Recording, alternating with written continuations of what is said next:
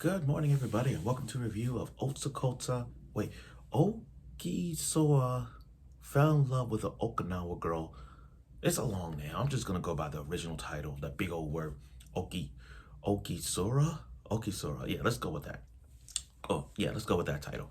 All right. So the first episode that I covered of it. Sorry, my voice is a little low. They're sleeping in the back, so I'm trying to make sure I don't talk loud. So bear with me on this low morning. But today's a beautiful Sunday morning. And, you know, today is the GOAT of harems. Our boy, the 100 Girlfriends Who Really, Really Love You Season 2.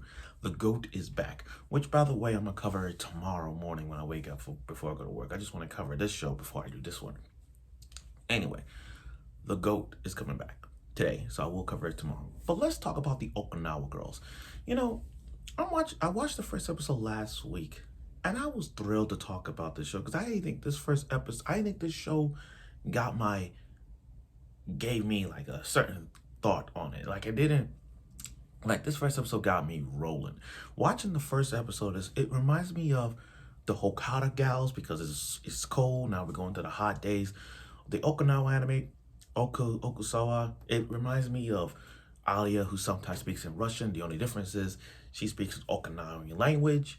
And dark skin wise, Nagatoro, which by the way, the girls here are way hotter than Nagatoro. Yes, I said it. The girls in Okinawa are way hotter than the girls from Don't Toy Me Nagatoro. And even though they hotter than Nagatoro, but that's a different topic in another way. So this first episode is all funniness. I mean, like the first episode was just Hina speaking in different languages. Like, I mean, she's speaking Okinawan language, but the MC Nakamura has no idea what this girl is saying. But leave it to Kana, who have this love for Nakamura and able to help this guy translate everything she says. It's just beautiful. You know what I mean? This is one of those rom-coms where it's just like, you got to be patient. You got to be patient. Because somewhere down the line, one's going to make the move. One's going to convince the other, oh, I like her, I like him, you know, those kind of relationships that's going to build just by looking at the first episode. And also I learned from this is Okinawan language and their culture. Just like the Hokkaido gals, and I'm comparing this to Hokkaido gals because when I covered the Hokkaido gals, and trust me when I say this, the gals are way hotter than Kitagawa, they gave us not only a rom-com vibe, but also gave us the culture when it comes to Hokkaido. And in this case, when we did with Okinawan, it's like, okay, the culture makes a lot of sense. And then we got it. So without further ado, let's get right to it with episode 2 of it. Fell in love with the Okinawan girl, but can't understand what she's saying. Or you can just go by the original title, Okitsura. I'm just going by the title. Okay, let's kick things off. Hana. You know, I gotta be honest with you guys. Covering this episode, I gotta say, I have no problem with Hana. Energetic, brightful, cheerful girl, you know. I got nothing to say about her. Like, nothing to badmouth this woman. I got nothing. She is bright, energetic, with a red puffy cheeks. She's like, she could bring the light of everything. You know what I mean? Like, this is just literally, there's nothing wrong about that. Then you got Kana, who got the tan skin and you know, we're getting a lot of tan skin girls right now. We're getting a lot of tan skin girls this year. I'm pretty sure we are, because I just remember we got a tan girl from the S cat thing, the cat one reincarnated as a cat, and now this one. We got so many. I think we're getting a lot of dark skinned girls this year. I hope we are.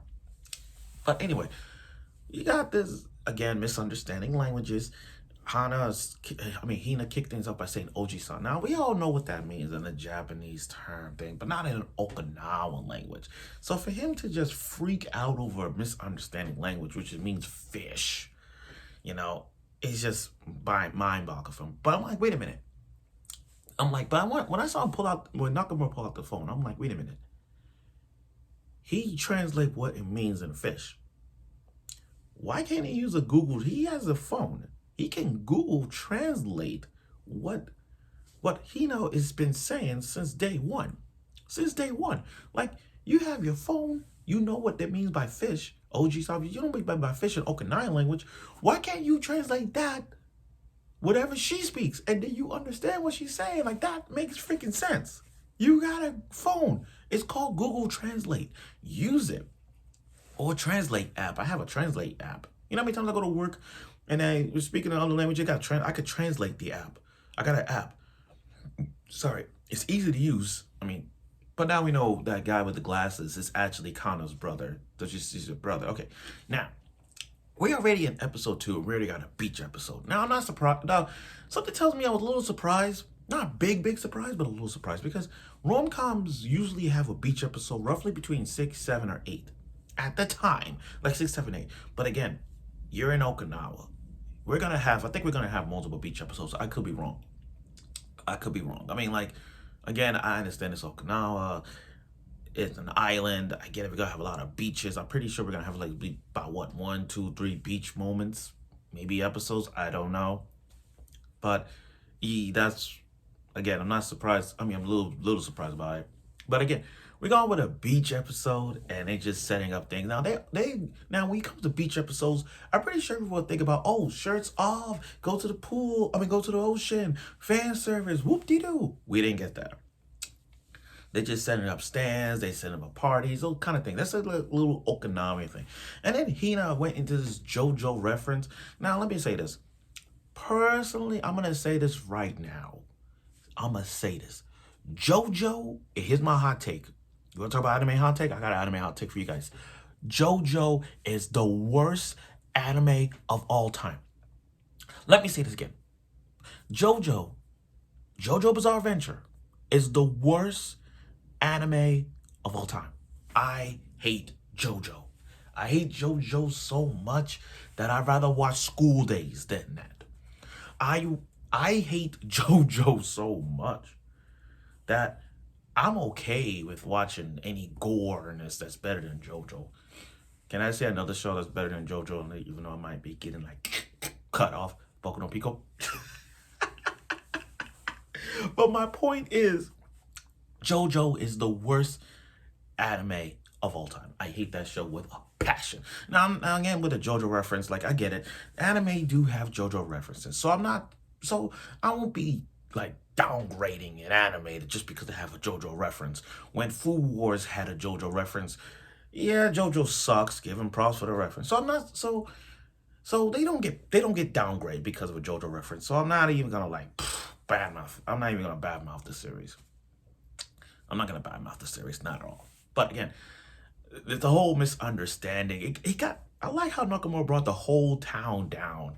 The fact that he's misunderstanding the language and he wants to swim, take off it. He's kind of downgrade everybody. It's like a guy who comes into the party and then bring up one topic and everyone just like sad. And that's what he did. So that beach episode was gone. Now, the rain. You know, Okinawa has this rain thing where it's just like, when it rains, it has the umbrella. When it rains, you're supposed to have your umbrella. But in Okinawa, it's like, when it rains, it's okay. It's okay to walk in the rain because in Okinawa, the rain goes like on, off, on, off. It's like a light switch. You turn it on, you turn it off, you turn it on, you turn it off. So the rain varies back and forth in Okinawa. So they don't need an umbrella. But I'm surprised that they don't realize when it rains, like if you're caught in the rain, wearing just your shirt or jeans, whatever, like this regularly, you're sticky. Like, I think they like sticky.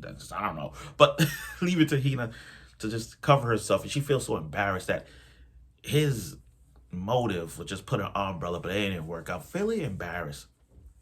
Now, I do like the flashback we got with Kana and Hina and how Nakamura met Kana in the first place. It all makes sense as to why she loves him. So let me sum this up. You know, people get Shonen Jump every often, you know, depending on the religion, depending on the region. So if they get their if they get their Shonen Jump on a Tuesday and then get a Thursday, then everybody gets like, oh, he's from the future. So then, yeah, that's how it is. So he's reading the early issue of Shonen Jump. This is a flashback, guys. So when Nakamura moved to Okinawa, he got a Shonen Jump that was days before the people in Okinawa got theirs. Kana sat down, her hat flew. She tried to get into the ocean, and then he grabs the hat. Like he grabs in, he got a hat. Now he can't swim, but he got the hat for her. Then graduation ceremony. He's now in the same class. He's like, I'm from Tokyo, anime in Okinawa. Shockingly, well, not surprised. This is how it is with all the anime rom-coms. Classmates, couple. When you see a rom-com coming, you're being classmates. So he's in a class with Kana as well. Now, Kana being all shy, like all anime girls when they hide from behind the doors, afraid to talk to her. But, and again, Nakamura had at the time, no friends to talk to. And then Hina comes in. And then once Hina comes in, she's speaking a different language, don't know what, she's speaking Okinawan language. Nakamura don't know what to say, just like the first episode, don't know what to say. And then with a little bit of confidence, thanks to Hina, Kana steps in and just helped Nakamura translate to whatever she's saying. So that all makes sense. I like the ending, however. The ending is really good. I do see a lot of developing in this one. Now, again, after watching episode 2, I realized something. I won't be surprised if Kana and Nakamura ship. I like that ship too. I won't be surprised Hina and Nakamura ship. I like that too. I don't have a problem with all those ships. I support both ships. It's not one ship. I support both ships. Something it's like my heart tells me Kana Nakamura ship, but my mind is gonna say Hina and Nakamura ship. Either way, Kana, Hina, doesn't matter. I support both ships, and I like them all. And we're gonna find out more. And I'm pretty sure if the episode continues to grow, I hope I see Kana express her feelings to Nakamura. I really hope I see that. But I do like overall though. This episode was really good. It gave us more about, again, Okinawa culture, and we're gonna see more of that for episodes to come. And I'm glad we got to see a flashback of how all three met and how Kana met Nakamura. How Kana met Nakamura and how she has feelings for him. So I do like the transition that we're getting.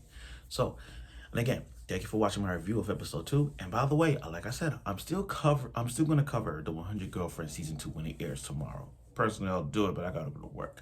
But thank you for watching.